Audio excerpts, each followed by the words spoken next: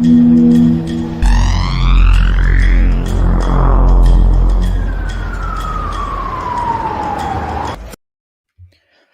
there we go. What a open it is. What a day it is. It is Monday, May 11th. Welcome to this edition of Gotham After Dark, everyone. My name is Tal Bavona. I'll be your host for this evening. Great to have you along with us. Today, got a nice little show planned. We normally go about an hour. That's always the goal. That never happens. Last week, we went for 3 hours and 30 minutes. I don't know how that happened, but things got way out of hand. Moss had 2 bottles of wine. I had a couple of bubblies in me. Bad day, but you know what? It was a good show. Had good discussion, had great guests. And special thank thus far to all our guests. For those who've been watching all of us, Breakfast with Bloomy, 10 a.m., Midday with Moss at 3, and Gotham After Dark at 10. We've had some great reach. We've been reaching, I think it's upwards of about 20,000 people with these 20,000 views, that is, of all of our various content. Mike Bloomfield was going through it all.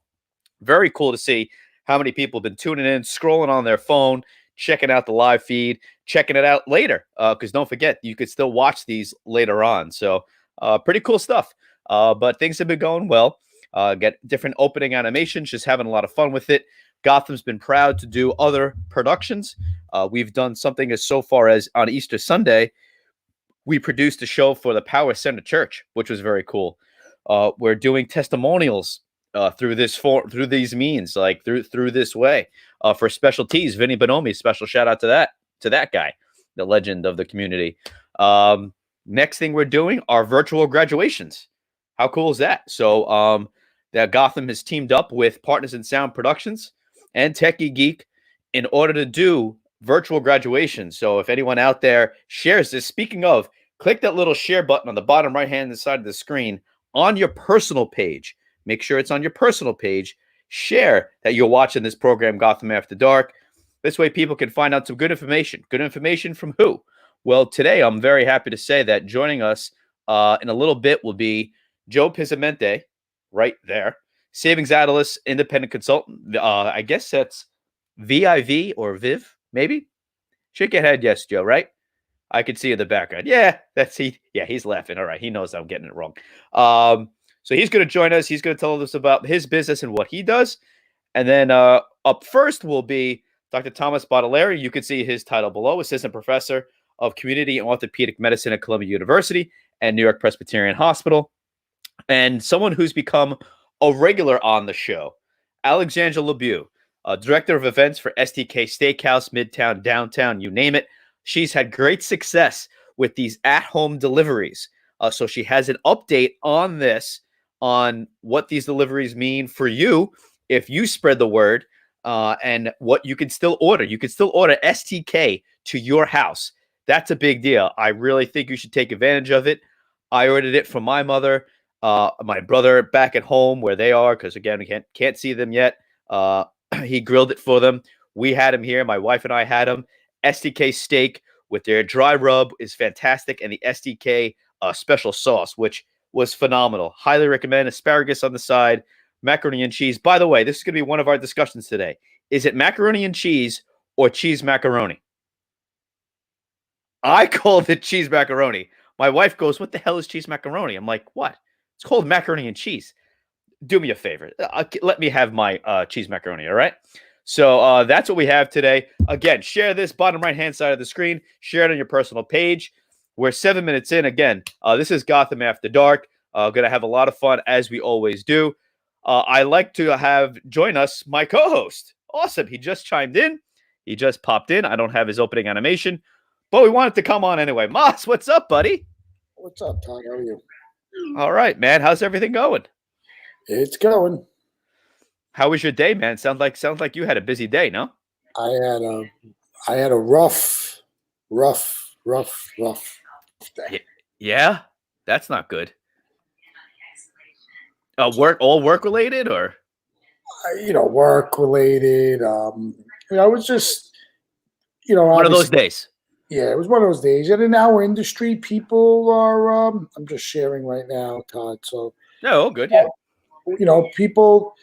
Clients calling, who doesn't want to reschedule, who wants to cancel their event and not move forward. And talk to clients, see what their thought process is, try to see why, So Moss, what's Tom? Dr. Tom Baudelaire will be joining us next. Moss, you'll stay on for that. Would love for you to ask the doctor some questions. So, what's the overriding? What's the consensus of your clients thus far, and people with events and whatnot? What's their sentiment? What's their feeling? What's their concern? Well, let's talk about it. I mean, not that I want to be so direct on what every client's perspective is, but I think anybody that has an event booked for the remainder of the year is obviously worried. Is my event going to go on? Should I have it? Should I postpone? Should I just move on? And listen, everyone's situation is different. I think it's based on fear. I believe it's based on finance. The vision and the thought of people. Maybe, do I want to, have an event and have restrictions put on me? It's my money. I should be able to do what I want. So ultimately, I think 95% of people, 96% of people are postponing and okay with, let's see what happens when the cards fall. And I think a couple of other people are, truthfully scared, and maybe they just want to, cancel and not revisit their event, right? I think it's also driven on the type of event. If it's a wedding, I think, eventually people are, they're going to postpone. I think if it's a first birthday or a 40th birthday, do you want to make it a second birthday? Do you want to make it a 41st birthday? I think the pizzazz is kind of, oh man, this sucks. But I also think that clients should have an open mind. I think that, you're having a 41st birthday instead of a 40th birthday. You're having a 17th birthday instead of a 16th birthday. Why? Because it happened in the middle of a global pandemic, and right. I think that may make your event different, and that might be something that one thing a lot of clients ask us is, how do I make my event different? Well, everyone else had a Sweet 16. You're having a Sweet 17. That's pretty different. Right. Fair enough. Yeah. So all right. I just wanted to get a feel for it, and I asked you that question. I mean, I know the answer. We've been talking about this for 2 months now, Moss. I know the answer, but I like that to lead into our first guest, the doctor, Tom Baudelaire, who's going to join us right now. Moss, you'll stay on the screen. We'll love you to have it on. Tom, you've met Moss, right? Before you've met, right? How you doing, Moss? Yes, he's hosted some events for my family. Great company, great guy. Thank you, Tom. Thank you. And I watched something. You were on something else last week. I feel like I was watching, but it's like the last 8 weeks has been a blur. Yeah, for me too. Yeah. So Moss, we've been doing a little series with Tom, and the doctor's been going over just general stuff, really. A lot of what we talk about, Moss, and Tom, I lead to you with what Moss was just talking about, is these large gatherings. You have 4 beautiful children, Doc, and I'm sure they've been invited to birthday parties, weddings, Sweet 16s, you name it. I'm sure you've been invited to. Just give us a general scope, Doc. What are we going through at this point in the game? Last we spoke, we were at the peak. What are we up against now? And when do you think someone like Moss and Partners in Sound can kind of get back to seeing those group gatherings again? Or are we a way off, Doc? What do you think? We're probably still a ways off from having group gatherings indoors. We're going to go through a trial and error process at this point, where we're entering phase 1, which is going to be the contact tracing, limited gatherings, less than 10 people indoors, continued masks. Hopefully we can get to a point where we could do a better job of contact tracing. But we won't likely be in phase 2, which will be a little advancement from that, where we can have more people. So, for example, my company, I'm with New York Presbyterian. I'll start seeing patients in the office this week, but we're seeing 2 patients per hour, nobody in the waiting room. People will be called from their car up to the office when they're ready to be seen, so there's no wait for anybody. And that volume is a fraction of what we were doing. So we won't likely be in phase 2, according to our administrators, at least until July. The most problematic thing for the spread of this virus is gatherings of large groups of people. So right at the beginning of this, if you had a funeral or a party, a big dinner with a family, a lot of those events at the beginning of March were these pockets of infection where lots of people passed it back and forth. And so, bars, restaurants, as much as I bleed for my friends in these industries, they're going to have to think of other ways. Like you mentioned, the food delivery service. I mean, that's definitely something that people can do for their business. But I can't imagine catering halls and bars and restaurants having large groups of people indoors anytime soon. Yeah, and it's annoying to hear it again, and it's unfortunate to hear it again for a lot of us, for Moss specifically. Before we came on the air, Moss, I talked to Doc about baseball had a good announcement that the owners approved the plan that they're going to go to the players union tomorrow with to start baseball back up in the first weekend of July and do spring training in June. What that means from a studio standpoint, don't know. But I asked Tom, hey, do you feel comfortable going to a ballpark? Moss said, let me ask you first, and I'll go to Tom. Moss, do you feel comfortable bringing you and your kids to a ballpark, let's say, or if the Rangers come back, you're a big hockey fan, would you go to a hockey game, or what would you want in place in order to know you can go to a hockey game and enjoy a hockey game? So I guess the doctor's probably going to hate me for no. I want to see his facial expression. Don't go full screen on me. So I feel that this is obviously this is a major issue, right? This pandemic. Some people make it a joke. Some people make it bigger than what it is. Everyone's entitled to their own opinion. We don't want to debate that. I feel personally that I think my family comes from a good bloodline. I think we're pretty resilient people. I think we have pretty good immune systems, and I don't really have a concern if the Rangers had a game in September, an opening day, and if everyone around us is saying we're allowed to go, my wife and I are going to that opening game. Now, if the medical professionals, and I defer to the medical professionals and the scientists a little bit more than some of the people in charge, and I'll leave my political views aside for a minute. If they're opening up Madison Square Garden in September or October for opening day, the Rangers opening game, and I'm allowed to go, and they're saying it's safe to go, I'm going to go, and that's my thought. I think the large venues are going to defer to the doctors and to the professionals, and everyone's talking about this vaccine. The feed's going wild, Doc, with the vaccines, and I don't know if you see it. The thing is that even if there's a vaccine, I think 1 out of 2 people aren't going to vaccinate their kids because we see it go on. I mean, if we go out to dinner with 10 couples, half of them are probably saying, I don't vaccinate my kids. I don't believe in this, MMR, this, that. I mean, my wife and I vaccinated. We believed in it. I tell this story all the time, and my wife hates it, but I'm going to tell it again. My daughter is 11. She'll be 11 next week. And when my sister passed, the 12th year of her passing was yesterday. And it was my wife and I got pregnant, and we had a baby relatively soon after my sister, almost a year after my sister died. And when everyone came to the hospital, we had over 100 visitors. My parents are in photography. Everybody held my daughter and took a picture with my daughter, right? And looking back at it now, was that the right thing to do or the wrong thing to do? Whatever, it happened. I remember day 5, my wife and I took my daughter to the first doctor's appointment. And I remember going to and I asked Dr. Tess, I think it was her name. And I said, so how long do I got to really keep her in the house? She goes, oh, you really shouldn't leave the house for 3 to 6 months. I remember leaving the doctor's office going, yeah, that ain't going to happen. I went to the Annandale Terrace with my daughter, 5 days old, in the, oh my God, the carrier, yeah, the infant carrier. Yeah. And I took her out, and she was on the table while my wife and I were eating. And people were like, oh my God, you had the baby? I haven't seen you in forever. How old is she? I'm like, 5 days. And they're like, you're out of the house? And I'm like,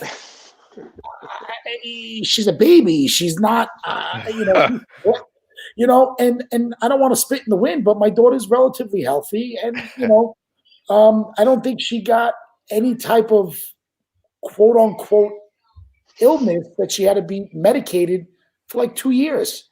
So Right. now my thought process is that did I expose my daughter to enough germs when she was born that allowed her to build a natural immunity to normal everyday issues? Again, did I just get lucky?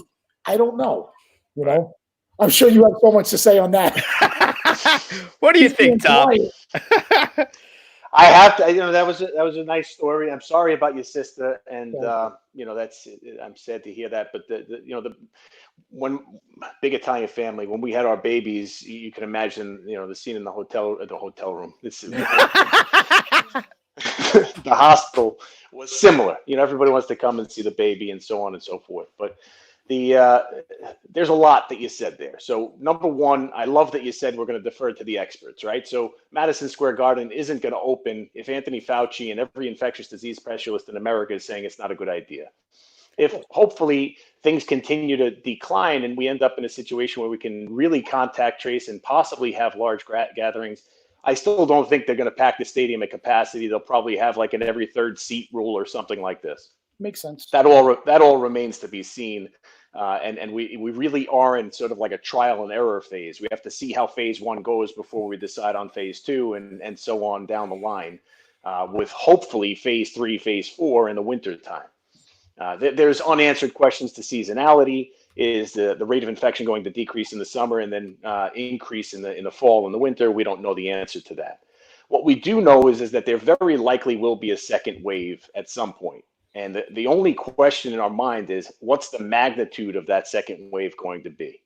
So in New York City, you see numbers coming down, and they're fairly low at this point in terms of new infections daily. But they're still in the hundreds, which if you think about early in March, when we had one case at New York Presbyterian at the end of February, early first week of March, we had one case, and that was reason to alarm everybody. Now we're down to hundreds of cases each day, and people are starting to feel pretty brave about that, which is interesting. Yeah. The death rate is still very high. We're talking about 3 to 5% of people are going to die. Probably somewhere in the range of 3 to 5% of the population in this area has been affected, possibly more. Some people quoted up to 20% of the population, which I think is false because some of the antibody testing is showing the prevalence to be fairly low. So the point is that we're still in the very early phases of a pandemic, which sounds so strange because it feels like forever, right? It feels like we've been locked away in our houses for an eternity. But in the grand scheme of things, when you look at, the Spanish flu is the one everybody keeps talking about. But when you look at large pandemics in human history, there's an 18-month to 24-month window. And some of these things go on forever. Like the Black Plague was several years. It wasn't, several months. It was several years that this thing went on until about 50 to 60% of Europe was dead. But that's not going to happen here. We're not going to lose 50 to 60% of the people. But even 5% of the people is a gigantic number. And Right. the infectivity of this thing is extremely high. It's not infectious like the influenza virus is infectious. People keep comparing it to the flu, the seasonal flu, and that's a mistake.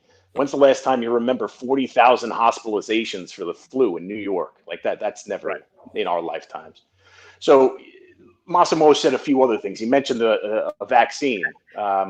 We're a ways off on the vaccine. People are being, optimistic if they say we'll have a vaccine within a year. It's more likely at least 12 months, probably 18 months before we can find the vaccine, number one, start producing the vaccine, and then mass produce the vaccine. You got to produce 300 million, 600 million doses of this thing for it to have any kind of meaningful impact. Where are we mass producing this thing in that short of a period of time? And we have to focus on safety. There's plenty of people in the events business who will be more than happy to help because we got nothing else going on. Yeah. We'll teach you guys about viral PCR and how to amplify these things. Yeah. There you go. Yeah, man. But we're a ways away, unfortunately. Yeah. And for us to have herd immunity with this type of a virus, we need to have about 50 to 60% of the population with antibodies. But one more thing, here's an interesting concept. So in psychology, sort of like gambling, right? If you go to a casino and there's a random event, something that is totally random, like the flipping of a coin, or let's say, the roulette wheel. And for whatever reason, you see like 5 or 6 times in a row, you hit red. and you start to say, oh, I'm hot on red, right? What are your chances of getting a red in the very next spin versus a black? It's always 50-50, right? It's red and black except for that one green square, so it's not exactly 50-50. In this particular disease, 85 to 90% of people don't even get very sick. So it's got this randomness to it. And so people being how we are, our psychology tells us it's not going to get me, right? So Massimo said, my family's got good stock. I've got good antibodies. And he's right. He's got a strong family and probably he'll be protected. Unfortunately, we don't really know that 100%. So what we're really trying, not me, but what medicine is trying to focus on right now is how do we identify faster and how do we treat better, right? So a few weeks ago, everybody was talking about hydrochloroquine. We figured out that that doesn't help. Our hospital did a study of 1,300 patients. Not only did it not help, but it seems like it actually increased the rate of people getting sick. So that's out, right? And that's sort of a warning to jumping to conclusions about what works. Right. But what we know it seems to be working is anticoagulants, preventing the blood clots that happen from this disease, right? So we found one treatment that seems to help. And that'll continue. We'll continue to develop treatments that work. Right. Well, can I ask one question? I mean, can we just, I mean, obviously we know in general, and as a doctor, you would respect, I would assume, you know, good hygiene is part of it, but taking vitamins, taking care of yourself. If you're beat up, I mean, you know, take a day off, lounge out, give your body time to rest, drink water. There's a lot of things that if we all just do, I think you're already at a point where you make yourself healthier, right? And I truly feel in my heart, and I am no expert with a high school diploma, and I'll openly say that, that I think that if people just, generally just as Americans, we don't take very good care of ourselves. 100%. We eat a lot of garbage, okay? It's easier to go to McDonald's than to cook food. We know that. I'm not knocking McDonald's. I'm just saying, every once in a while I like a McDonald's burger. But, we enjoy soda. We know that soda is not the best form of nutrition for us. But if we all just took a multivitamin in the morning and just have some fruit and have some water and just take little things, we're probably, if we got this virus, we, probably have a better chance of dealing with it like a common cold or like a flu. And I, in my heart, I really feel that a lot of the people that are passing or having the worst cases, I feel that, again, just opinion, that they may have underlying issues that they might not even be aware of. I mean, Doc, I used to be 350 pounds. I did the gastric sleeve 7 years ago. I went from 341 to 170 in 6 months. I'm about 2.25 today. If I was 350 pounds, I may be, I remember my doctor telling me, yeah, you're healthy, you're good. It's not a matter of if you have a heart attack, it's a matter of when. It's not a matter of if you're going to become a diabetic, it's going to be when. It's not a matter of if you're going to have high blood pressure. Well, I may have that already, but that's a horse of a different color. I think that's agita. But I just think there's a lot that goes into this that we have to look at the full, and I know a lot of people that have contracted, COVID, and they were relatively healthy people and they battled it. And I know most of the people that I know that did not come out of it, and I'm not saying lightly, we're finding out afterwards, oh, you know what, my aunt, she never really took care of her smell. She smoked 2 packs of cigarettes a day. She had high blood pressure. She was a diabetic. She's a 20-year cancer survivor. Maybe some of that has, broke those people down a little bit. Just what I believe in my heart. I can't argue with good health and common sense. There's no question that if you're obese, then really the biggest risk factor in this country for dying of COVID is obesity. Yep. Right, and obesity is tied to diabetes, and those are very high on the list of the people who've gotten the sickest if they've been infected with COVID. So heart disease, pre-existing heart disease, obesity, diabetes, those are like the top 3 reasons that people are getting very sick or dying. So if you're overweight, now's a great time to really pay attention to what you put in your body. I advocate for things like MyFitnessPal, and if you need the support from other people, Jenny Craig, Weight Watchers, get on some of these chat groups where there's good social interaction and people hold each other accountable. Lose the weight, have a way of starting to focus on fitness. I do sports medicine, but probably about 60 to 70% of my practice is not elite athletes. It's regular folks who are doing what they can to stay healthy with the run-of-the-mill injuries. So I'm a big advocate for Exercise is Medicine, which is a campaign amongst multiple colleges within the medical community that says that, if you exercise, that if we could put exercise in a pill, right? If I could bottle exercise, I'd be prescribing 2 a day to every patient every single day. I'd be writing that prescription to everybody. Take 2 and keep taking them every single day for the rest of your life.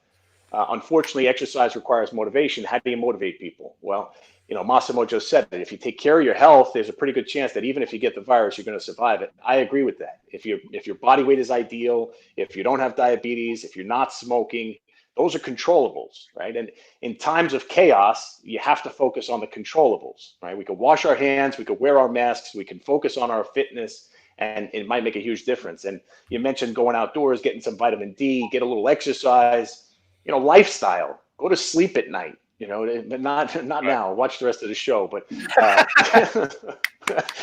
Thanks, Tom. Make sure you're getting 8 hours of sleep, and don't run yourself down. Massimo said that too. 100% agree. Make sure you rest. If you ran a hard day and you stayed up a little bit late, you didn't get the rest you needed, take the next day to recover, rest and recover. We try to teach our athletes that all the time. People run themselves into the ground. So a lot of great points there, Massimo. That's common sense stuff. I love common sense, and I agree with you there. You're not going to be, 100% immune to all things, but your chances of survival, not only COVID, but other things, is going to increase. I like to say a McAllen a day keeps the corona away. Simple math. It's simple. I don't know about McAllen. I don't know about that. I'm a Scotch guy, but I will also say that I've never been vaccinated for the flu. I've never gotten the flu. I think I practice pretty good health. The sleeping thing I probably am terrible at, but I just feel like, I'm not comparing this to the flu, but I know a lot of people were, and it's funny because I see people like friends and family around me, they're always sick. And that's why I feel that I got a strong bloodline. And I felt that if I was to contract it, I did go for the antibody test. I came back negative. But for the first time ever, about 3 months ago, I was on my deathbed for 2 days. I didn't go to work. And everybody in this feed knows. I mean, when my sister died, I went to work 6 hours later. I never, ever, ever do not go to work. Right. And I went, I remember I was sitting at my desk and I was like, wow, I'm achy. And I leaned back at my desk. I guess the advantage of being the boss. I closed my eyes. And one of the girls that works for me, women, she's in her 50s, came up and she goes, Mas, shut the lights, closed my door, took a blanket and put it over me. And I didn't even realize she did it. I woke up and I'm like, I don't feel good. They're like, you need to go to the doctor. And I went to the doctor and I went to the walk-in. I don't even have a regular physician. I went to the walk-in and they said, thank God you're here. It's an upper respiratory infection with the start I tested negative for the flu and start of a bad cold. You should relax. And I remember that night, like this, shivering in my bed to going like, oh, this is crazy. And normally when I get the shakes and I get cold, I normally work out to try to burn it off. I guess this crazy mentality. And I woke up the next day. I remember my wife came home that day and she goes, you're still in bed? I've been with you almost 15 years. I've never, ever, ever seen you. And right. then I'm like, I got it. I had it. There's not a doubt. And I tested negative, but yeah. Well, this is the problem with the test. Unfortunately, Mas, we haven't perfected the test, and there's the FDA is starting to crack down on a lot of the companies that are offering antibody testing and pulling back a bit because we were in such a rush to get the test out there that the FDA actually relaxed some of its requirements. I'm hearing the same story that you just told from lots and lots of friends, who were convinced that they had it, they had the symptoms, they never had the nasal swab because it wasn't out yet. And unfortunately, the antibody was negative. So Right. I don't know what to make of that at this point. I don't think anybody really does. Is it a true negative or is it a false negative? And that's one of the concepts in testing: false positives, false negatives, positive predictive value. The idea that a test should have a very high level of accuracy in order to be valid. And this test, unfortunately, a lot of the antibody tests that are out there are not really 100% yet. Well, the only confirmation I have, and Todd, I'll let you jump in, is that my business partner spent 6 or 7 days positive in the hospital with COVID. He was on oxygen, not on a vent. Came home 3 days later, went back, really wasn't feeling 100%. And a couple of days ago, he went for the test, and it came. And they asked him. They said, "Oh, have you have any symptoms?" He goes, "Nope, I had no symptoms, perfectly fine. Just want to make sure see if I have it or I didn't." And his test came back that he doesn't have the antibody. So at that point, we all threw up the white flag and said, "All right, this is full of BS." Yeah. You don't know. The testing has to improve. We'll get there. There's tons of epidemiological studies happening right now to figure it out. I blame Tom. Anything that goes wrong, I blame Tom. It's all my fault. It's all my fault and Carol Baskin from Tiger King. But Moss wouldn't know anything about Tiger King. Tom, have you seen Tiger King? No, I refuse. I can't bring myself to watch this nonsense. I caught like 6 minutes of it. One of my kids was watching, and I was like, "What is that? The Tiger King?" And I listened. Forget this. This is all Carol Baskin's fault. The murder hornets that murder bees or murder whatever the hell. It's all Carol Baskin's fault. I got to switch gears here. Tom, if you could stay on, great. I got to introduce our next guest. Is Joe Pizzimenti, independent consultant from VIV. Did I get that right, Joe? No, you got it wrong, Todd. It's Vive. Oh, it is just Viv? Vive. Vive. It's okay, though. Don't worry about it. Everybody gets it wrong. It's okay. How you doing? So, Joe, give us a little bit. So, Joe meet Moss. Moss meet Joe. Tom and Joe already met in the green room. What's up, Moss? Tom, how are you? So, Joe, tell us a little bit about yourself first and what you and your business do, and then we'll transition right into what you've been dealing with. Obviously, we've been having a COVID talk here. Sure. What you've been dealing with a little bit, going from working in the office and working back at home now. Go ahead. Yeah, no problem. So, what I'm on really to talk about is my home-based business. So I work from home anyway with this, and it's been pretty busy. So basically what we do is we're a technology company. Actually, Friday will be a 2-year anniversary. We've saved our customers over $7 million. And we just go in and negotiate better rates for you guys. So we specialize in commercial, small businesses, but we also do residential. So anywhere from your cable bill to your internet bill to payroll to waste management and so on, we can just go in. We have a team of negotiators, advocates, we call them, that go in, call up Verizon, and just negotiate a lower rate for you. We don't switch services. We do not switch terms. We don't change anything on you. We don't ask you to switch from AT&T to Verizon and so forth. And our business proposition is simple. We don't say, if we don't save you a dime, if we don't save you a dime, we don't get a nickel. So it's pretty cool what we're doing. We, like I said, $7 million in a little less than 2 years. And it's been busy. It's been busy because, a lot of people out of work right now. A lot of businesses are struggling.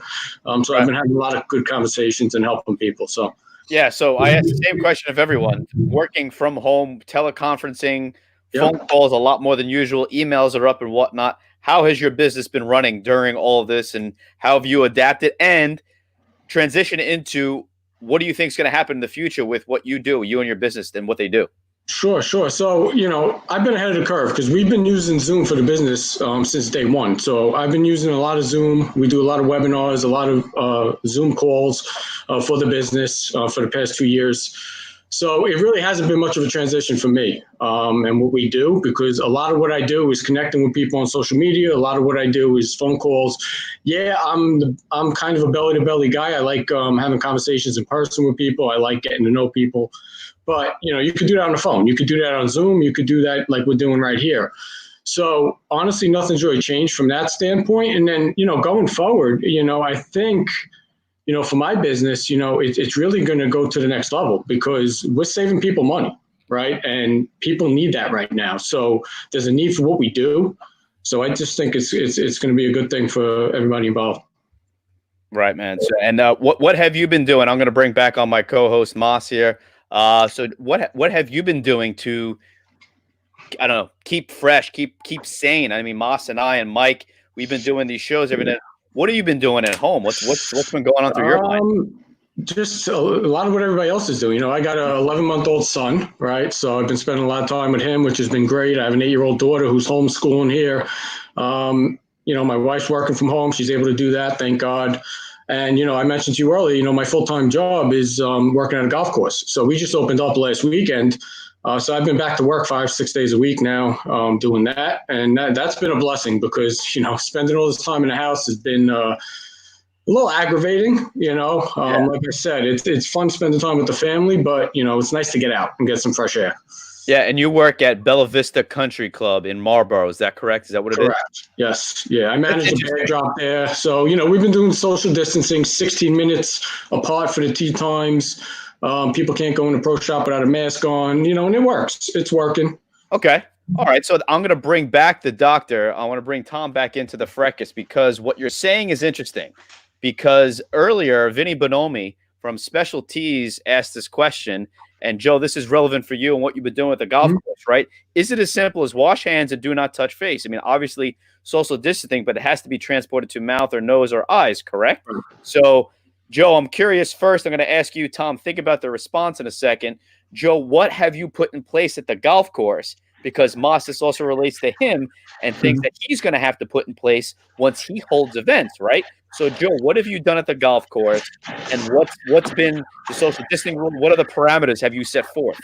Right. So I, like I said, I manage a bag drop. So basically, I'm in charge of the members and getting their golf clubs and pulling the carts out and setting them up based off the tee times and all that. So it's one person per cart, right? Unless obviously they're married, they come from the same household, then they're allowed to go in the same cart. They have to wear a mask to go inside to check in. The locker room's not open. The restaurant's not open. Basically, I have to sanitize all the carts when they come in and when they go out, right? So I'm on top of that. And a lot of the members, they're coming in with their own sanitizer stuff, you know, and even though they know that we're taking care of it, they're still, you know, you got to respect that. They're still wiping down the carts when they get on them, right? So those are pretty much the measures we've put in place, and they seem to be working. A lot of people have been golfing this past week. You know, obviously people want to get out of the house. A lot of these guys, you know, semi-pro golfers, so they've been itching to get out there.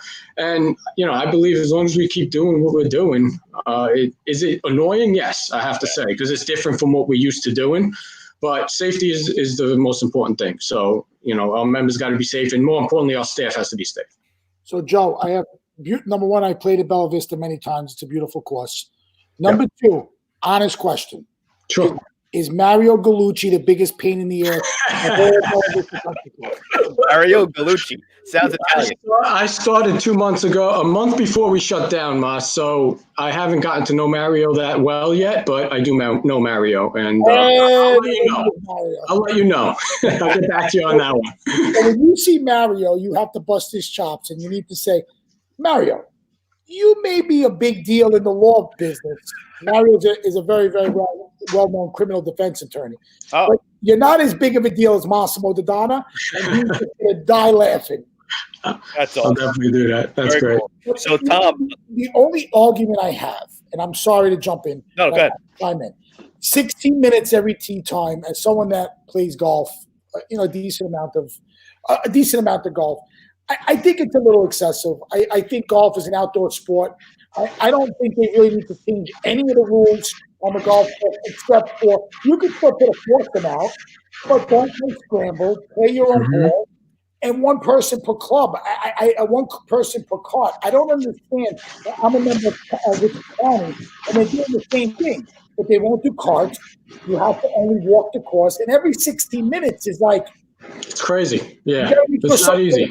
Three before you tee off on one. It's like, really? Right. So, Joe and Moss, I bring the question to Tom right now. Tom, did you hear all those guidelines that Joe is dealing with at his golf course and whatnot? Does that sound like that's going to work? Does that sound like that's the best way to approach this from a keep it clean aspect? What do you think? It makes sense to me. So everything should happen in a stepwise progression. So although people are going to get frustrated, like Moss, with the extended tee times and walking the course, not having the carts, it's the right move. I think you have to take things in steps. It's easy to want to jump a step because of frustration, and it just feels so unnecessary. It feels that way. But the reality is as you guys are talking, I'm reading emails. We're frustrated too. I want to see my patients. I want to get back to doing what I was doing, business as usual. And we're restricted in a very, very ridiculous number of patients per day. And I say ridiculous, not because it's ridiculous in scientific fashion, but because it feels ridiculous. It feels like how much, I like golf, tennis, these outdoor sports, these individual sports. I like them opening up again. Give people an outlet, give them some place to go. The chance of infection outdoors is far less than indoors. I like that you're wearing masks in the pro shop. That's fantastic. You're sanitizing the carts in between rounds. That's fantastic. You're doing all the things that you're supposed to do. So if you weren't following the guidelines, I'd have something to say. But everything you said is hitting exactly what the guidelines are. So that's what we all have to do. We have to take our time, and we have to let the leadership guide us. That's it. All right. So Moss, do you feel those guidelines it's too much for playing golf, or? I mean, and I defer to, obviously, the doctor knows best, but I just think every 60 minutes is a little, and again, depending on how busy the course is, right? I think the restrictions from a private course like Bella Vista, like Richmond County, like Eagle Oaks, the members are, you can control them a little bit more versus a public course, respectfully.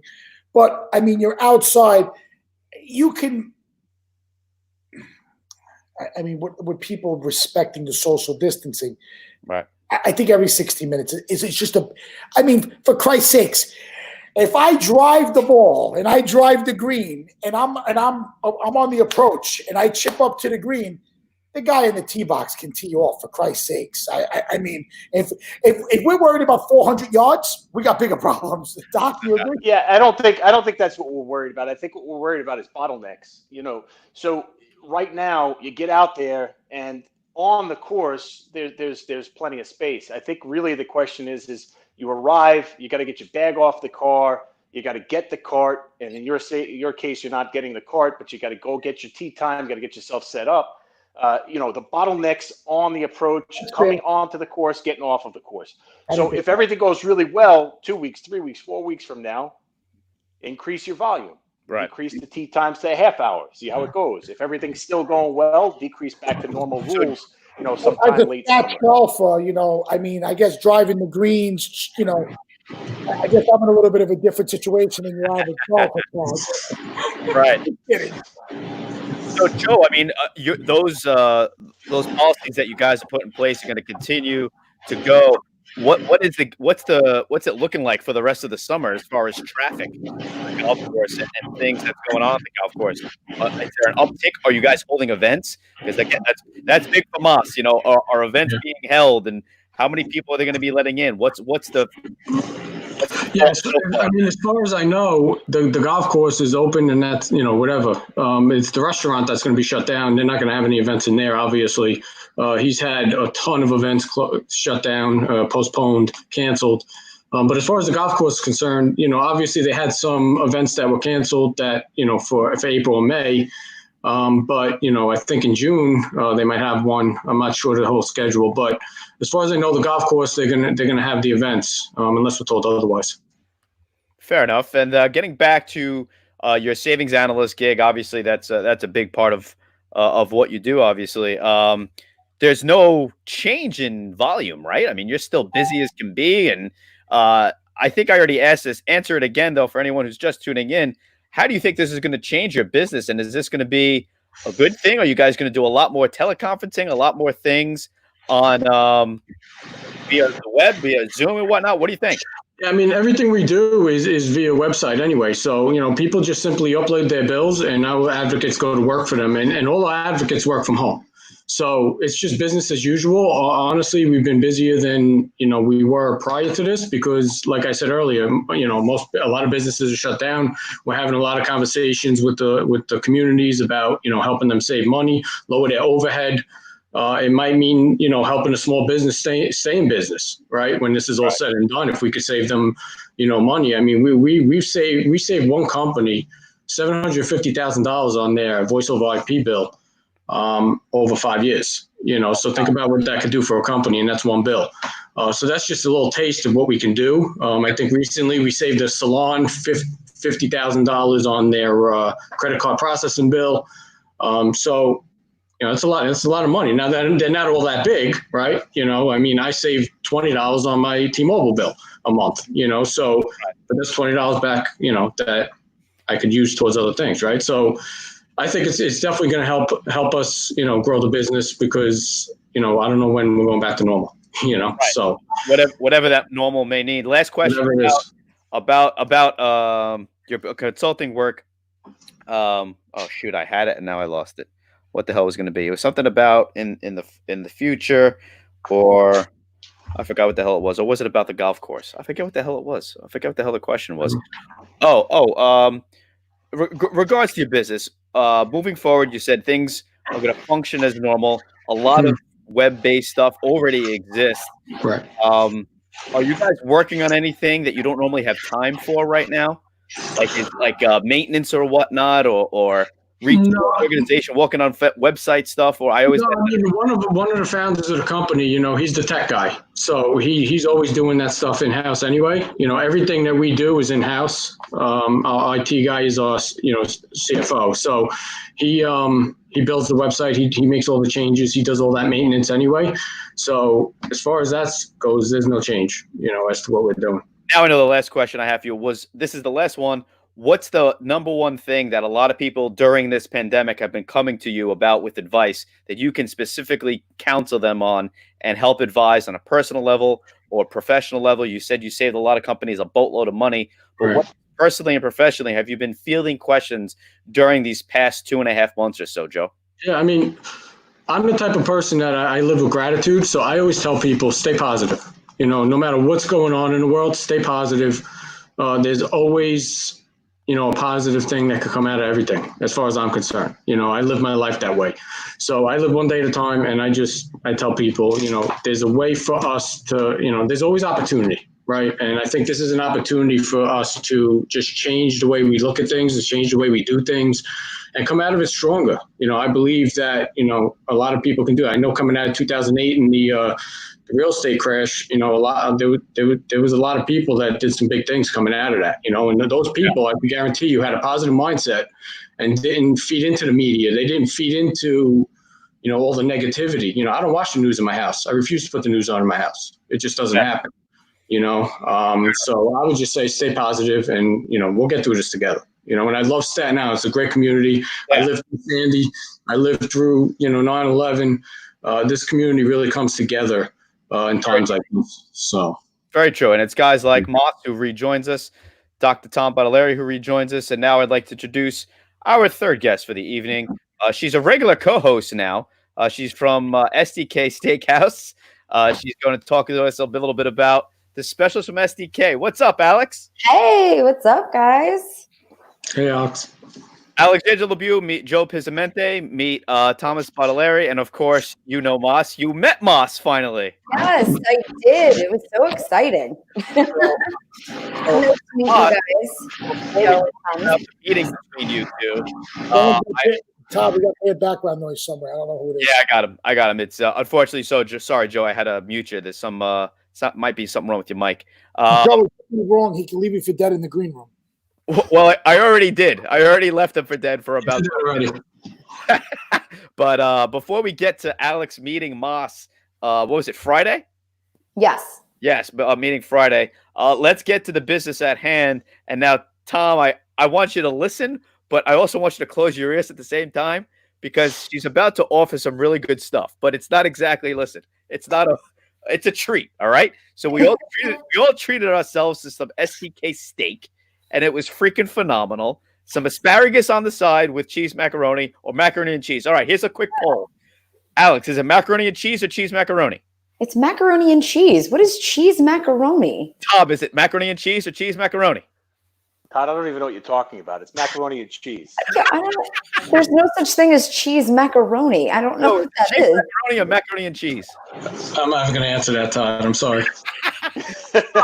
Moss, have you ever heard cold cheese macaroni? Or macaroni I was trying to get some of the macaroni and cheese that was sent to here Friday, but somebody ate it. Desiree enjoyed the macaroni and cheese. I'm the only one that calls it cheese macaroni. It's probably because I don't like cheese. Yeah, I don't know. Live in Jersey. Or because I live in Jersey. But there's nothing wrong with Jersey. Hey, Joe works in Jersey. Where is he? Over there. He works in Jersey. I'm over here. Anyway, Alex, the floor is yours once again. What's the latest that you have? I know you made a post. I'm going to share my screen in a second to bring your post up. So you're doing the deal again. Yes. Right? So every week we're consistently delivering to Staten Island. We're still doing the dinner packages, dinner for 2, dinner for 4. You get the 6-ounce fillets, the mac and cheese, and the asparagus. So that is something that we're going to continue to do every week as long as there is still interest. And last week we had another great week. We had about 20 orders to Staten Island. So, I mean, it's been pretty awesome. I love all the support, all the love, and all the people just loving STK. So everything has been great. But so yes, that's the menu that we have every week. So the dinner for 2 is $59.95 and the dinner for 4 is $99.95. And then as a thank you with your order, everybody gets $50 dining dollars to the restaurant. So as soon as the restaurant opens, which is hopefully soon, I'm still sending out positive vibes, but we all got to take this day by day. You get to use the $50 dining dollars in the restaurant, either Midtown or downtown. Doesn't matter which one. But yeah, so besides that, I am doing a contest. It was only supposed to be for last week, but I did have a few people, a little late to the game. So I extended it throughout the month of May, which basically entitles, oh yes, that's you. That is me. Basically it's playing? Do you hear it or no? No, I don't hear it. All right, that's fine. It's okay. I'm live, so it's fine. Yeah, you're live. Okay. So basically, what the contest is anybody who refers at least 2 friends, family members, whatever, coworkers, just as long as you refer 2 people to order with me, you will automatically be entered into a raffle to win a complimentary chef's tasting and wine pairing for 2 at STK in the city. I know you're in it. You're in it. You guys are already in the running. So Tom and I are in it. Right. Tom and I are in it. Tom. Tom. Oh, yes. Yeah. I know. Honestly, no matter what you guys are going on it, you guys are going to be hanging out there anyway. Right. there's no way around it. Tom is very excited about this. So you automatically get put into a raffle to win the chef's tasting and wine pairing. And then what's even better is anybody that grand prize winner referred is going to get an extra $50 dining dollars to the restaurant. So nice. The grand prize winner is winning and the referrals are winning. So, I mean, you really can't go wrong here. But I decided to extend it because I was like, if you haven't tried STK and before you refer it to other people, you want to try it. So order with me first. You can email me. All my information is directly on that flyer, or you can find my Facebook page and reach out to me there, message me, and we can get an order in for this weekend. Orders this weekend are going to be on Saturday. I usually deliver on Friday, but this weekend it's going to be Saturday just because I had a lot of last minute orders last week. People were, asking me Thursday, even Friday night, I was getting some. I know, yes, Todd, you were one of them. I ordered late Thursday. Dr. Bots, are you interested in some STK steaks and a little asparagus and macaroni and cheese? Of course. Or cheese macaroni, apparently. I think my neighbor orders from you every night. I think that you have like an ongoing account with him, and he gets food deliveries 5 out of 7 nights a week. Oh, really? Really? Yeah. Who's that, Tom? Shout him out. My buddy right across the street, Charlie. He's a single guy. He's not married. He doesn't do his own cooking, so he says he gets great food, and it's much better than God knows what else you can get out there, right? This is good quality food. It's certainly not McDonald's like Massimo said before. That's not the kind of stuff you want to be eating. No, I can't even. Like my heart stopped a little bit with STK and McDonald's in the same sentence. I'm not knocking on it shouldn't even be mentioned in the same sentence. Absolutely not. Thank you. Doc, have you been to STK in the city? I haven't. No. Oh, really? Oh, man. It's an experience. Joe, but I want to ask you the same question. Have you been to STK, Joe? I have not. Excellent. Well, I think you should take advantage of this order. And remember, Tom Botts and Joe, when you do order from Alex, I'm going to throw up her information in a second. Make sure you let them know that Todd sent you, because there's also you're on Gotham After Dark. Let them know Todd sent you. So I get to be in the running for what is it? It's a wine pairing. Complimentary. Yes, it's a chef's tasting and a wine pairing for 2. Is your wife going to let you go? Special someone. What'd you say, Mas? Is Todd's wife going to let him go? Only if Todd's wife goes. I will refuse to let him come unless Andrea is with him. He won't be allowed in. Well, we know Andrea wears the pants in the relationship. I mean, of course she does. I happily admit that live on air that she wears the pants in the relationship. I got no problem. Doc, do you live on Staten Island? What part of Staten Island do you live on? Or where do you live in Staten Island? Cottonville. I deliver there every week. Wait. I know. My neighbor Charlie. There you go. I deliver there every week. So Charlie's ordering from STK every week? That's good. Yes. He told me about it a couple of weeks ago. He was coming home and he was getting some food, and I was asking him what he was eating, and he told me that this is fantastic food and this is what he does. Awesome. He treats himself. Yeah. Love it. Yes, it's definitely something nice to treat yourself with. I mean, if people aren't getting out to the city as often as they used to, I mean, right now nobody's going anywhere, but because of that, it gives you the opportunity to try something that is not local. Once we reopen, which I can't wait, this will give an opportunity for everybody to kind of go in and try, especially if they haven't before. So I'm bringing it right to you, and I am the delivery person. So whoa. What is Tom? Tom gets no credit. He's my God. Okay. Every time. Yes. It is me and it is Tom. You're a good friend. Well, my wife and I would like to send the doctor and his family dinner. So please send them. Thank you for all that you're doing for the community. And dinner's almost this week, Doc. So please. There we go. Tom, if you could send. That's so generous, Massimo. That's completely unnecessary, man. Thank you, though. Thank you. I think it's somebody paid it forward to me last week, and I believe in that whole paid forward thing. And I don't go to Dunkin' Donuts. I go to Country Donuts. Big discussion here on Staten Island. So I'm the guy that walks in and says, "Take care." Well, I'll tell a funny story, but on Friday morning. So I hold court there every morning, and I know everyone that walks in and out of Country Donuts. And I was there, and there was about 15 people online, and an ER nurse walked in. And she looked, she did the whole,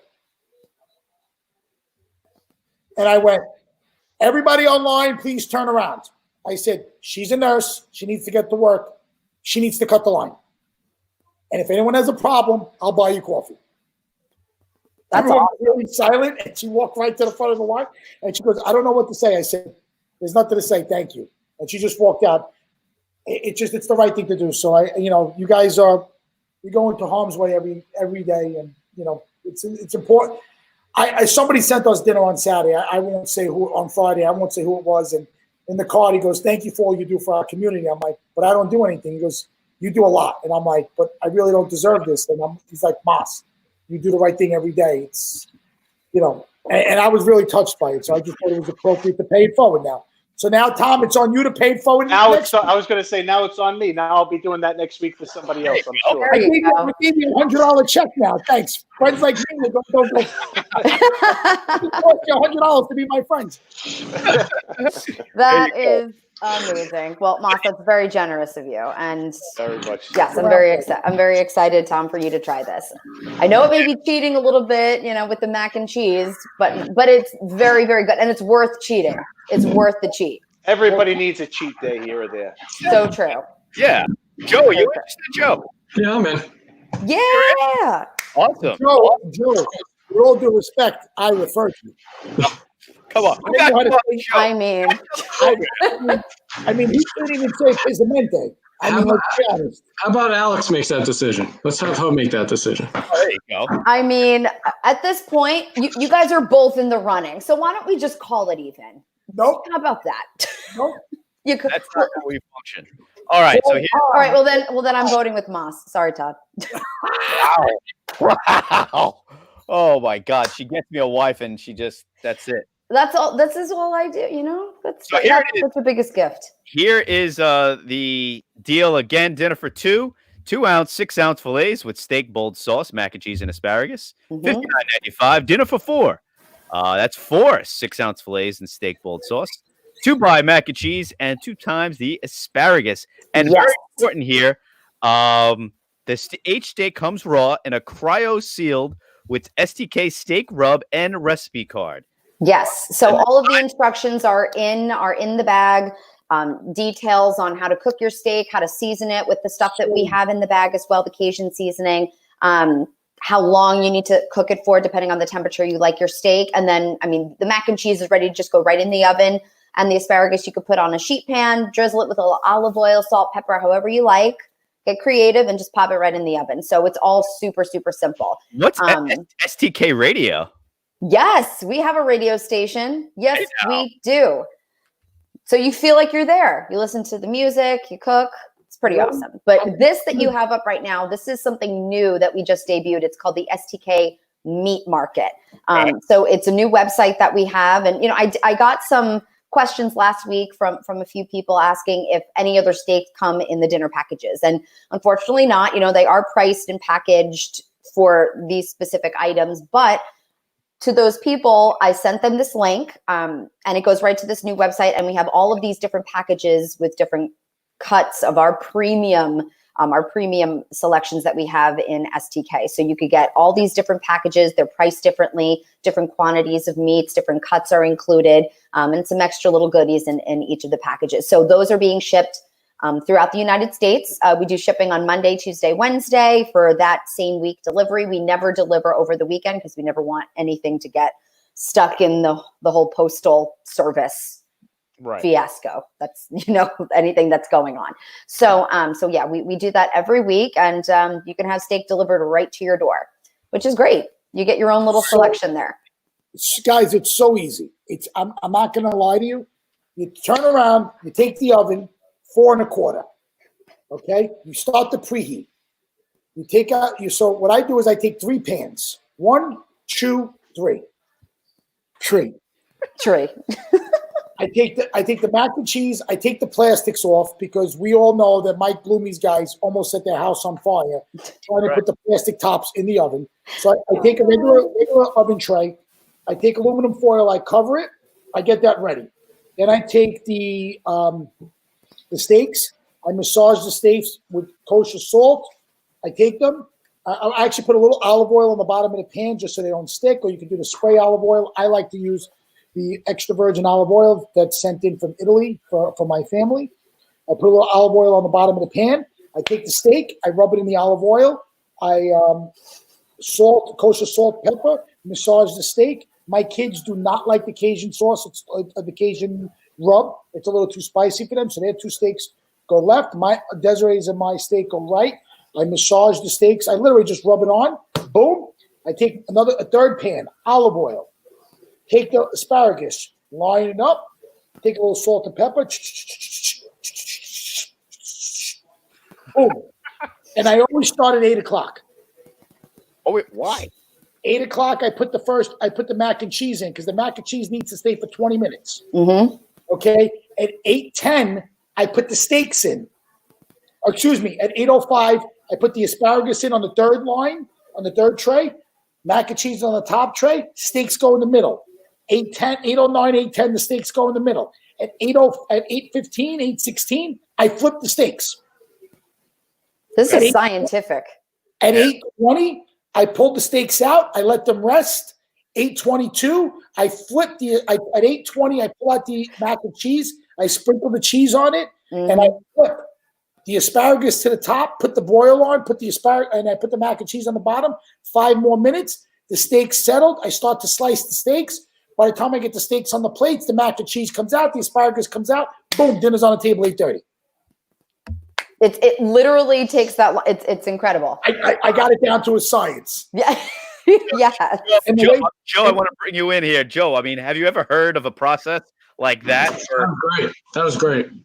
Now, Joe, You need to take notes. I learned something tonight. there you go. I'm going to turn around and tell you the way things are going. Alex, I might make a good sous chef. I don't know if the DJ business is coming back. Get on in there. Get on in there. We'll take it. or maybe the doctor could recommend me for the cafeteria. Doc, how's your cafeteria at cafeteria? What's that, Todd? How's the cafeteria at New York Presbyterian or Columbia? They're pretty good. They have a nice salad bar. When I'm up at the hospital, I usually hit that place. All right, there you go. So, Mosh, you have a future in something, whether you're a chef for SDK, you're working. What's that? I'd be a good doctor. I would give my patient 3 months to pay his bill. If he couldn't pay his bill, I'd give him another 3 months. What a classic joke. I freaking love it.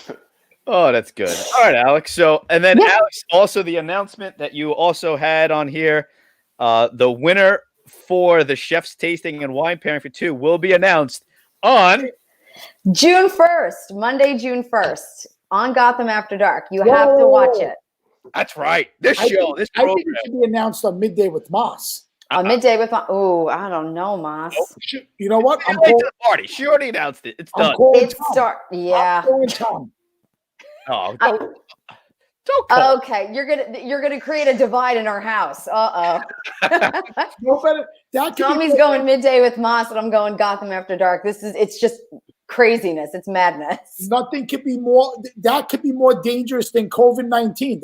The good doctor will agree that a divide between a husband and a wife could be more deadly than the virus. Agreed? Could be very detrimental. Absolutely true. Nothing there yet. No, that's true. Joe, would you agree? Yeah, I have to agree. That's absolutely. It could be dangerous. It could be toxic in here. Little volatile. A little volatile is right. But yes, I will be announcing it June 1st. That way it gives everybody the entire month of May. I will be announcing it, but you have to be watching it in order to claim your prize. Because if I'm like, hey, John Smith, you won, and he's not like, awesome.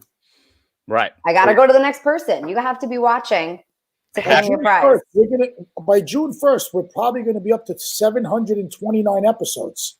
I know. Yeah, guys, did you hear to Tom and Alex? We hit our 100th episode so we do 3 shows a day, 4 days a week, and 2 shows a day on Friday. Overall, we're up to 110 episodes now. I think it's Damn. more. Congratulations. That's awesome. I mean, it's crazy. And actually, Bloomy looked at the stats because this morning on Breakfast with Bloomy, we had Jacqueline Tecarante on from JMT Media. She's a PR firm. And we were talking about analytics and what's the best way to do this, like to just share to Facebook or share to YouTube or whatnot. And our reach, we've reached about daily the views, about 15,000 views overall with the 3 shows. A lot That's of board incredible. A lot of bored people. Exactly. A lot of bored people. A lot of bored people. But as Joe, and I know Joe, we talk about the group that we've been working in. You got to be out there, right? You got to be out there to keep yourself relevant, renew yourself, rejuvenate yourself, rework yourself. SDK. And now, Alex, I want you to talk to the success of this program. And does SDK want to do this in the future as well? Is that right?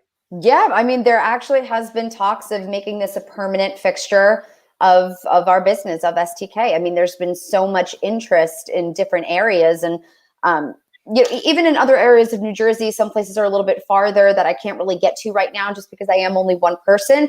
But this is definitely something that they may want to continue doing once, we get back up and running. I think if this whole situation has taught us anything, it's just to be prepared for anything. So I think it's getting a lot of business owners to think about how we can stay relevant all the time, no matter what's being thrown at us. So I'm really excited about it. I mean, I just kind of took a chance on it and said, let's see if anyone out there wants it. And fortunately, they do.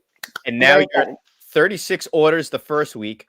20- I had, 36 orders the first week. Well, technically it was 10 orders the first week because I was in Jersey, then 36 orders the second week, then 20 orders last week. There was a little bit of a dip just because it was Mother's Day, and I knew that there were so many things going on last week. I did have some people order specifically for Mother's Day, which was great. Yeah. But already today, I'm already on 10 orders, so that's just with today. That's so great. You got one building coming fast. You got one coming from Moss for the doc. You got one coming from Joe. Yeah. Another one coming from me. I'm gonna order for Andrea and I again, and I think I'm gonna pay it for it as well, Moss. I'm gonna find someone. You know what? I'm gonna get it for the nurse that I had on our show, Jen Roth from. Oh, that's so nice of you, Todd. You know Jen, Alex. She works at Staten Island University South. She's the nurse that came on Doc Bots, and she's the one that said the one thing that they needed was coffee and water. Out of all the things they needed at work, she goes, guys, honestly, the food is great, but we need coffee and water. And we're all like, what are you talking about? They need to stay hydrated and stay awake. Well, I was a little more concerned with something Alex said before. She said that they were starting a meat market, and I just want to put it out there that I am married, and I am not available for the meat market. Damn it! Foiled. Okay, it's over. Just ignore the link. Ignore the link. That's it. Alex, second question. Do you deliver to Boone?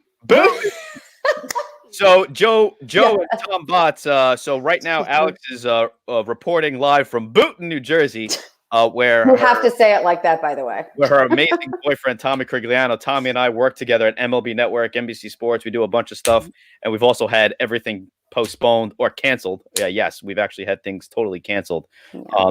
The Olympics being the biggest one to see that postponed until next year, because now you have the Summer Olympics in July and August of 21, and then you spin around into February 2022, and there's the Winter Games just like that. Oh my God.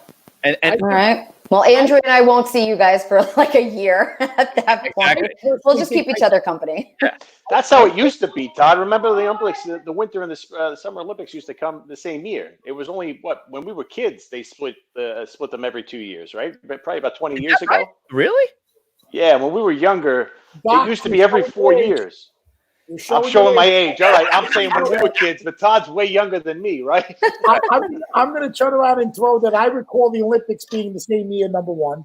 Number two, I think I should be coaching Team USA to bring home the gold for hockey. I think we should petition this. Okay. We started a petition. We started a change.org for everything else. Massimo Dodonna should be the head coach. There you go. Hey, Joe, do you follow the Olympics at all? Do you like any of the sports, the Olympics, Summer Games? I don't follow the Olympics, but I do work at Sirius XM part-time for 13 years doing sports programming. So, we're not working right now, just like you, Todd. So it's that's gone away. Yeah, I don't know when it's coming back. I mean, baseball's supposed to come back in July, hopefully. Yep. But college football, I don't think it's going to happen. NFL will happen, so we'll have that to look forward to. But obviously, NHL and NBA shut down. So that's right. Yeah. Moss, looks like Brandon says Moss should coach the curling squad. By the way, has anyone gone curling? Joe, have you gone curling before? No. Oh my God, you have to try it. Tom Bots, have you tried it? That's a dream of mine, Todd. If I could be not a professional, but if I could compete in the Olympics in the curling squad, that would be a dream come true. It's so freaking cool. It's really so they did before the what games was it? Before where was it really cold? Not South Korea.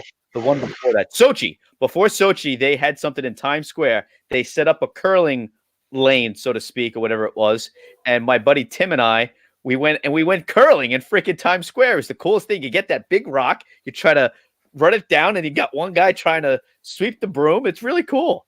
I don't even know what this is. Yeah. I think we should all sign our wives up for the brooms and try to clean the house. Ouch, babe. That's not happening here. Alex, can I offend you? No, actually, the funniest thing is like since like being here, I've been so excited. Like I get excited when like I bought a mop. I was so excited when I got like a new broom. I was excited when I got like my little Roomba thing to like go across the floor. I'm like, what is my life? What does it become? Like, right? I don't like it. I've been here too long. I need to go back to the city. So Yeah. you're living with Tom, no? Yes. Living in sin. Boom. Boom. So Tom has his own apartment, his own house. He has his own house. Yeah. So you're doing to Tom what Desiree did to me. You're a squatter. Incorrect. Hey, look, the house just happened to come with him. It was a package deal. Well, so the funny thing is, so Des and I started dating, and after like a month, she would stay one night a week. Then it turned into 2 nights a week. Then it turned into 3 nights a week. Then it turned into 4 nights a week. Then her toothbrush was there. Then he had an extra bag. And then it was like after like 6 months, her mother and her sister were like, can you get the rest of the shit out of the house so we can take your closet? You're like, I don't recall this step though. Did we miss a step? No. Well, you know, I have my apartment in the city, so I'm technically still living in the city. Alex, have you spent 30 straight days there with my friend Tom? At this point, yes. You're a squatter. Squatter's right. Number one, you're a squatter. Number two, it's okay. I'm not gonna lie. It is what it is. But Right. you know, as I tell the story, don't you test drive the car before buying it? 1000%. I actually said, so the plan, I know this is a little off topic right now, guys, but the plan was once my lease was over in September, that was when we would take that next step. But when this came, I was like, okay, this is actually better. This is going to be the test run for us. And if anything, I still have my apartment. So it's not like I'm starting from square one. It's okay. I can go back, no hard feelings, and What we're if Tom's set. not happy? Luckily, we still like each other. Right. What if Tom is like, maybe you should go back to Manhattan? Moss, come on. No. Is Maria? Come on. He's not saying that. Alex, is Maria your mom? Yes. Yeah. Oh, she's commenting on it. Is she on? Oh, Jesus. Yeah, she's laughing. She's been laughing. No, mom doesn't Hi, like Mom. test drives. Mom So- doesn't like this. Oh, Jesus. So Yes, we know. Can I tell a test drive story that Desiree's probably going to get mad, but whatever. After Go for marriage it. 15 years. So after Desiree's bridal shower, I literally, so my friends and I are unpacking all the stuff, and we put everything in the house that Des and I bought, and we're going through all the stuff. So she takes out the peignoir set, and I go, what the hell is a peignoir set? And she goes, my mother-in-law goes, it's a peignoir set. I'm like, what the hell is a peignoir set? She goes, the virginal bride. I went. So I never forget this. That's so good. 2004, 2005, 2006, whatever it was. Whatever it was. It was an eternity ago. So before we came on the air, I was talking to Doc, and he said that if you can get through this point in your relationship and things are good and things are gravy and you come out on top of all this, right, Tom? It's Are we pretty talking about this live on the air right now, Todd? I thought this was a private conversation. I was still telling a story, but he cut me off. In all seriousness, no, you're right, Todd. If you could get through this period of time, you know, with all this social isolation and everything else that's going on, you're in pretty good shape. right. Yeah, no, Moss, I'm sorry. I thought you were done, pal. You had more to the So story. my mother-in-law says to me, she goes, the virginal bride. And I went, where's it the night of the wedding? And I said, Chris, with all due respect, don't you test drive the car before buying it? Wow. Oh, my God. Well, that's all I had to say. So my mother turned around and translated this. My mother gave me the look of death from across my dining room. Mm-hmm. And all of a sudden, my father goes, Mommy, what did he say? And my mother goes, blah, blah, blah, blah, blah, blah, blah. And my father comes in and goes, disgraziato. It was comical. I remember it was comical. I mean, I just said, did I say something wrong? Right. No, just maybe a little awkward. Maybe a little awkward. Yeah, I'm a little bit awkward. I remember it was my sister's bridal shower. Even like it's a traditional thing that is given as a gift at a bridal shower. Some people get like so awkward about it. They're just like, oh, okay, like let's just put that away for another day. And then there are some bridal showers you go to, and there's like a whole clothing line of stuff. It's pretty interesting. It's based on the bride. It's based on the bride. Hey, Joe, go ahead. Joe, I got a question for you real quick. Pizzimenti. Clearly you're Italian. What kind of Italian are you? What's your background? Calabrese, I believe. I'm not 100% sure, but my mom was adopted, but I know my father is Calabrese. Calabrese. Huh? Are you stubborn? Am I stubborn? I am not. I am not stubborn. Then you're probably not Calabrese. Stubborn Calabrese. Yeah. Well, people. Yeah. So, okay, very cool. Have you ever been to Italy? I have not. My wife wanted to go on a honeymoon, but I didn't want to do all that sightseeing on my honeymoon. So we went to Antigua. But we will get there. That's on. It's in the plans. She loves it. She's been there, I think, once or twice. I think twice, actually. I can't wait to travel again. I can't wait to get the hell out of here. Yeah. I don't know what that's going to mean. I mean, I'm getting alerts about plane rides and people getting all pissed off that they're not doing they're not social distancing on the plane the way that they should be. And there's packed planes. There's a 737 freaking flying stacked, three wide. No space in between. I just need the green light, and then Andrea and I were saying it. Like as soon as we get that green light, we're booking. Yeah. We're going. We're done. That's it. Oh yeah, Amsterdam and Paris. We should invite Mas and Joe. Where are we going in January? Well, December. It's December through New Year. Amsterdam and Paris. I have never been to either place. And last year, I went to Singapore and Australia for a New Year's trip. My best friend lives there, so we went there, and then we all went to Australia together. So I said I love that week because in events that's kind of like a dead week, at least for me. On the corporate side. Yeah. As far as the corporate side, that's more of the social thing. Yeah. So as soon as Christmas passed, I think the 26th, I got on the plane and I was there until January 5th. So that was a perfect week for me to just kind of escape and do my thing. I don't know if my jet can make it to Amsterdam without refueling. I may have to upgrade. Okay. All right. Well, we'll figure it out. Figure that out. What's your airline called, Mas? BWC. BWC? Big. Big. Big. Is Dave still watching? I don't know what that stands for. BWC. I don't know what BWC stands for. I'm trying to get. It's big something. Well, I'm afraid to know. The airplane? I think it would be big. I'm kind of a big deal. Like that. IAK. I don't know. Joe, he's got a little sign in his office that says I'm kind of a big deal. BWC. Dave, what does BWC stand for? Because we can. Oh, because we can. Oh, okay. Fair enough. I like it. Hey, there he goes. Now he just chimed in. Dave Consiglio also just said we should get Allie on the show. Who is Allie? Allie Leung from Singapore. Oh, I was like, who's Allie? Oh my God. ALLY. We should get her on.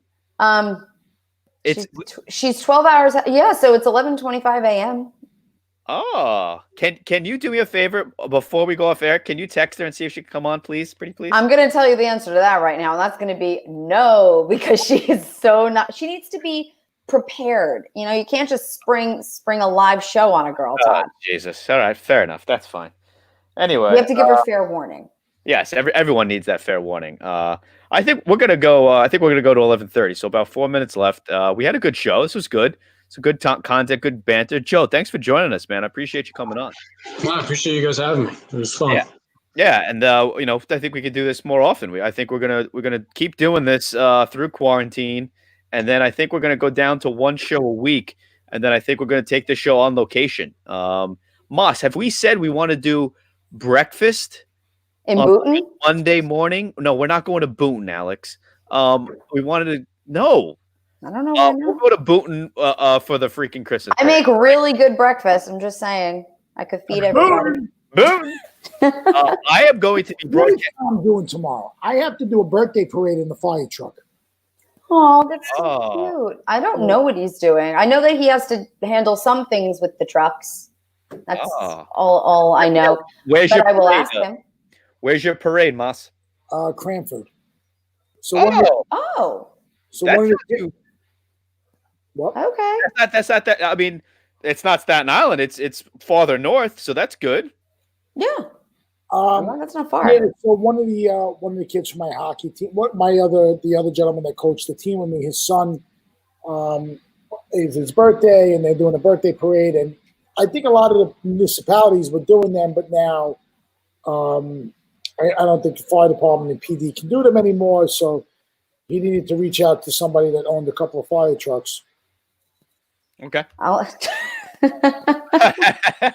So Joe, so you get a little backstory here. Moss, obviously, with the Carl Beanie Fund, and the father-in-law has the truck from 9/11, which is a beautiful truck. And you have 3 trucks, right, Moss? 3 fire trucks, but I'm gonna Alex. I think I need to talk to Tom about. I told him to stay nearby. He knows the drill. He's not allowed to go far. No, Give me 1 second. I got to talk to him off Oh, kilter. offline. Okay. Yeah, because Better off. unfortunately, I got some really bad news today that where I keep the fire trucks, I need to move them immediately. Oh. I'm not getting evicted, but I need to get out. So, where do I store 3 40-foot fire trucks? So it's like I will tell him to reach Oh out my to God, yeah. you immediately. Yes. Yeah, definitely. yeah, I'm kind of up shit's creek without a paddle right now. So Oh boy. Okay. All right. We'll figure it We'll out. figure it out. We'll figure it out. It just I don't want to spend donor money, and where I was keeping them was pretty inexpensive. But it's like, here we go again. It's like Yeah. when it rains, it pours. I can't catch a lucky break. Yeah. No, it's been tough, buddy, but we'll figure it out. There you go. There you go. That's just Oh my God. I know. Okay. When I see you pouring that, where do you get something like that? That's the coolest thing. Joe, have you seen that? Have you seen that? Text me your address. I'll send one to the house. Yeah, I've seen it. Yeah.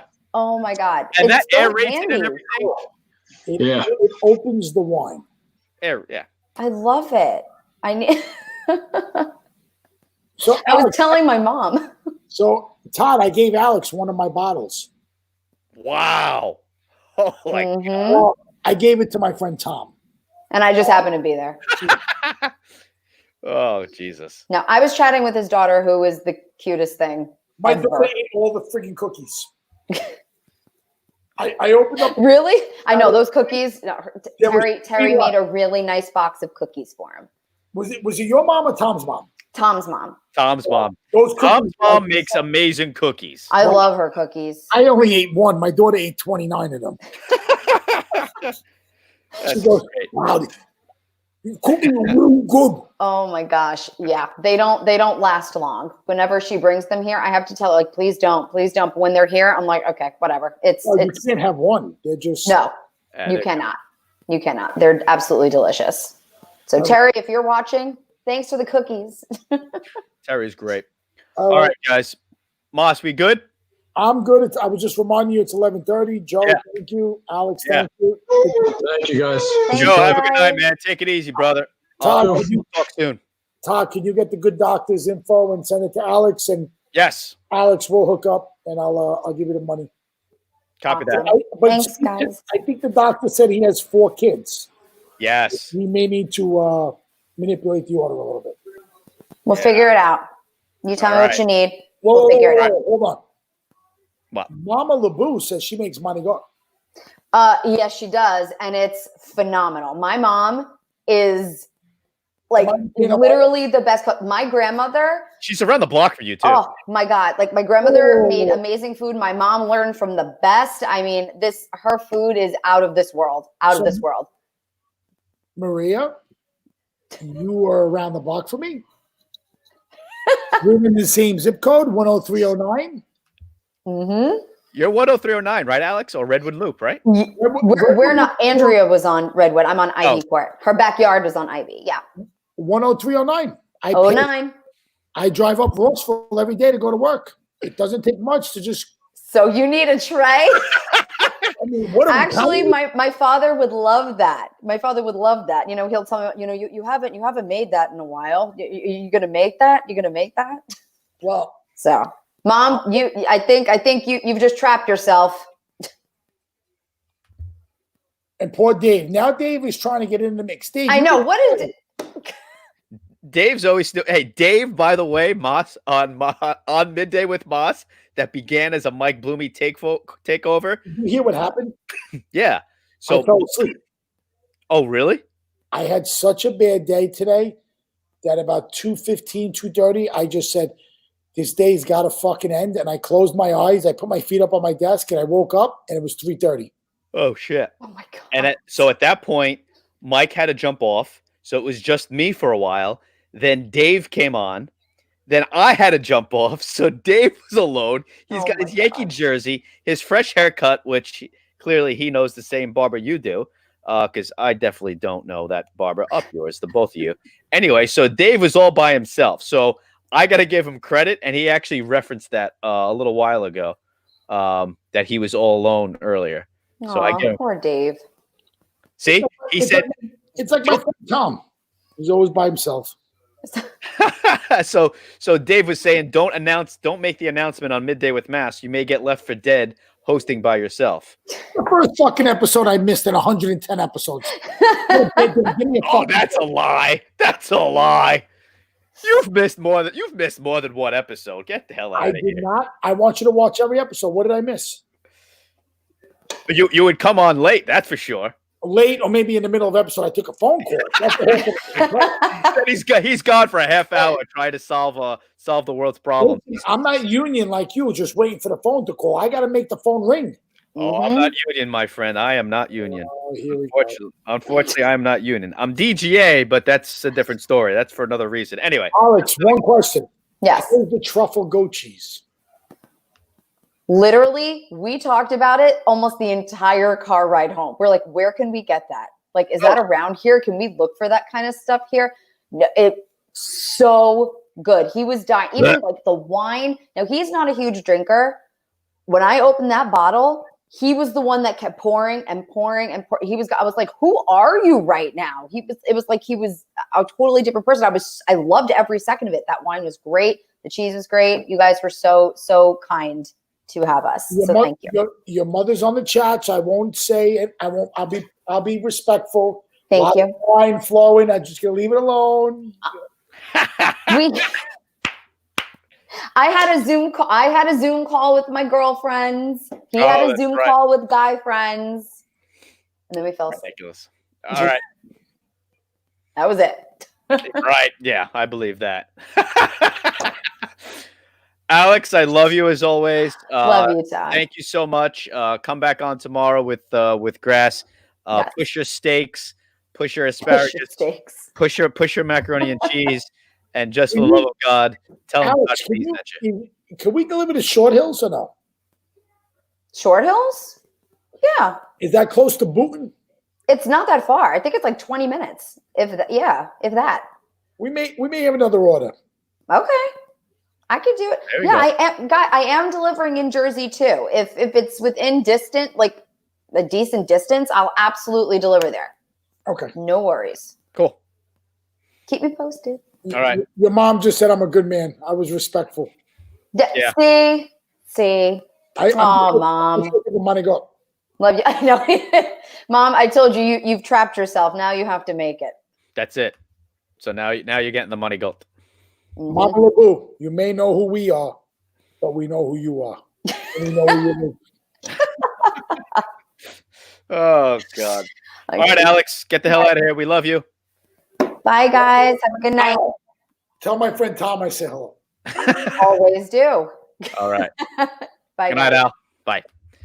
All right. Everybody's very concerned about my relationship with Tom. Why? I'd be like, what's up with you and this guy, Tom? I'm like, I don't know. I really like him. I think he's a good time. Oh, he's a great guy. He's an incredibly great guy. He's everything I wish I was. He's a fucking saint. He's a really good people, really hard worker, really knows his stuff. You know what?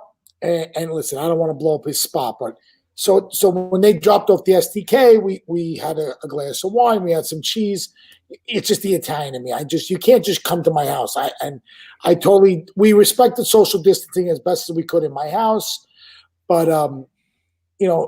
Tom's a gentleman. Oh, yeah.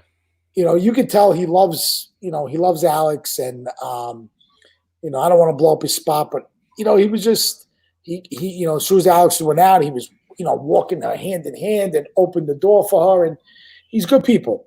Really, you can tell he cares for her. And you don't see a lot of that because 98% of guys out there, I'm not gonna say we're no good, but right. We're not deserving, yeah. We're not as thoughtful as we could be, or as he was a complete gentleman. When I saw him, I said, "Wow!" I said, either he's really in love, or he's just he's good people. And you know what? Just the way he comes on the show and he talks, and he's the kid was raised the right way. Absolutely, no, 100% he was, and he's awesome. And his mom's awesome. Terry, so happy Mother's Day to Terry Corgliano. So you know Tom, or you know Alex? I know Alex the longest. I know Alex from high school. I was a junior. She was a freshman. I met her sister first, actually. Her sister, Claudia. Tottenville. Oh, okay. How old are you, Todd? 35. I'll be 35 in July. So you're so you guys were like freshmen and sophomores when I was a senior. Yeah. So, oh my God, you remember? So you were a senior. Okay. So yeah, you know her. You should know her sister. Her sister ran track, Claudia LoBue. Yeah, I mean, listen, a lot of faces, a lot of names. I hear you, but 1,000 kids in the graduating class, so it's hard. Yeah, really, really crazy. But yeah, and then Tommy, I met back in 2010, 2011. They've been dating that long? MLB Network. And they've been dating for 9 years? No, they've been dating since December. Oh, so it's only 4 months. Yeah, it's only January, February, March, April. This is May. So about 5 months, they've been dating. I wonder why he's opening car doors for her. Come talk to me in 10 years. I'll be like, nobody owns. Oh, it's funny. There's the door. What do you want me to do? You want me to open it? No, yeah. I know. No, it was cute. I got to tell you, it was very, very, very nice to see. And yeah. You can tell Tom he's a gentleman. He's you know what it is. I personally feel I'm a very, very, very good judge of character. And, from that first day Tom came on the show, I was like, this kid's good people. Yeah. Jury's still out with you, Todd, but Tom's good people. He's good people. I'll let's talk about Tommy. Tommy's a saint. Tommy's amazing. He's a really good guy. I love working with him. We worked out in the Hamptons one time for QVC. We worked Celine Dion. What? QVC. QVC, yeah. You really said that on national TV right now that you and Tom work for QVC. Absolutely. Proud of it. You kidding me? Listen, you pay me my rate, I'll work for you. Moss, you pay me my rate, I'll work for you. WNBC. WNBC. Yeah, I mean, we've gone to the Olympics together. We've done You want to talk about the Olympics, I get it. Celine Dion. What? My heart goes on. We did Celine Dion. Yeah, what'd you say about the Olympics? Olympics is good. QVC. Hey, QVC. That's we're talking big money, believe it or not. I don't believe it because you got every woman on this chat that will be out there. Moss, you got the money go. Money go. I got the money go. By the way, it's probably Manicotti. Todd, it's Manigotti. Manigotti. It's not Manicotti. Manicotti. What are we, communists? It's Manigotti. There's no G. There's no G. It's Manigotti. It's not a G. It's a T. Manigotti. Manigotti. Manicotti. You got to roll your R's, even though there's no R's in Manigotti. Roll your R's in the word that has no R's. Okay. All right, fair. All right, good. You want me to start singing? I'll start singing. Femmina. Tu si la male femmina. Enough. What is that? No, the T amo. Ba, ba, ba, ba, ba. But remember the Sicilian Assassins featuring Angelo Venuto. I met them at the at a Columbus Day at the Italian parade. No, Columbus Day parade. The Columbus Day parade is the Italian parade. Columbus, even though Christopher Columbus sailed for the Spaniards, but Christopher Columbus comes from Genova. Genova, that's right. Yeah, but I'll never forget when I took a picture with Angelo Venuto, and I thought it was the coolest thing in the world. I was still in school. I'm kind of a bigger deal than him. You're a bigger deal than Angelo Venuto. Well, now at this point, I don't think anybody probably knows who he is. So, just saying. You know who I saw DJ? Did you see DJ Scribble? Oh, Scott? Yeah, Scott's good people. He was on. I couldn't believe what I was seeing. He was on Facebook DJ. I was like, oh my god, where's he been? Yeah, Scott's good people. Scott. Oh, sorry. So Scott's a friend. He lives in Ozone Park. He's good people. Pick up awesome. The phone. Call him right now. Good people. Awesome. Yeah, I think. Yeah, we'd love to have him on. You should have it on midday or bring him on at night if he wants to do something. I don't know. You know what it is? I don't really like to reach out to like fellow celebrities. You know, I know they're kind of busy. Fellow celebrities. Oh boy. Oh god. Todd, who do you want on the show? Todd, you want me to make phone calls? I'll start making phone calls. See, that's what I was thinking. That's what I said today. That's what I said at the morning show. Like, I want a new platform. I want to get away from StreamYard. I want to do something else. I want to start asking the networks if I can start having people on from the networks I work for. Like, let's go. Like, let's take this to the next level. Like, the momentum is there. We have the viewership. We have people that follow. So when we do take it on the road, we can get some really good people and get a big crowd. I think we should bring on the president, but Blumey won't allow it. He's a liberal Democrat. You think? We should tell Mike that we have a big guest, and then right before we bring him on, we tell him it's the president. Oh, we should get they just did a photo op. The stand-ins, the lookalikes that run around that take pictures. I'll just call him. DT, I need you to come on the show. He'd be like, Moss, I'm a little busy with a pandemic. I'm like, I need you to come on my Facebook show. He'd be like, no problem, Moss, I got you. Okay. If you can facilitate that, I'll be part of that scheme in a heartbeat to get Blumey. I would love that. And then just do $2. Just $2. Trump and Blumey. That's it. Mike will be like, I really hate you. Do you think he'd be that harsh? Mike? He'll be like, you really should quarantine the whole nation till 2025.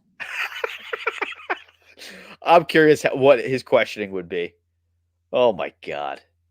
That'd be a good show. That'd be good television, I think. But who am I? Is that like anyway, TV? What's that? Would that be considered reality? Would that be considered reality TV? What, like a one-on-one with Blumey and Trump? We should tomorrow. I'm not going to be on tomorrow.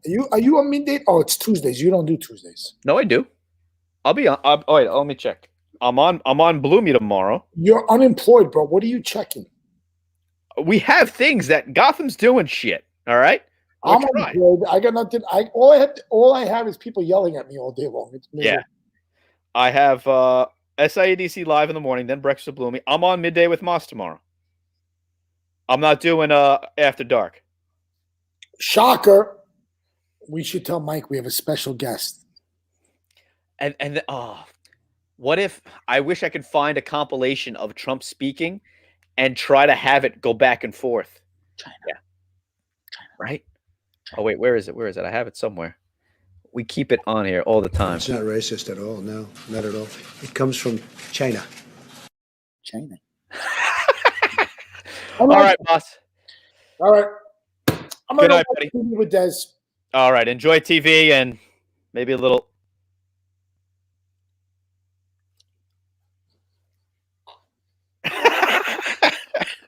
I love you, buddy. Love you too. Get some rest, pal. I'll talk to you later. Later. All right. Let's end the show right. Let's make sure we plug all of our shows tomorrow, including Midday with Moss. That's at 3:00. But first, tomorrow morning is come on. Hi-oh, SIEDC Live at 9:30 a.m. Tuesdays and Thursdays mornings on SIEDC Live Facebook page or Gotham Trading Productions Facebook page. 10 a.m. tomorrow morning, Breakfast with Blumey, Techie Geeks / wait, what? Facebook.com/TechieGeek. That's how you can watch that one. Monday, Wednesdays, and Fridays, it's JMT Media presents the Community Corner. JMT Media is your source. 2 o'clock tomorrow, live from Rab's Country Lanes. It's live from Rab's with Frank Wilkinson. And again, 3 p.m. midday with Master Dodonna, partners in sound production, called Beanie Fun.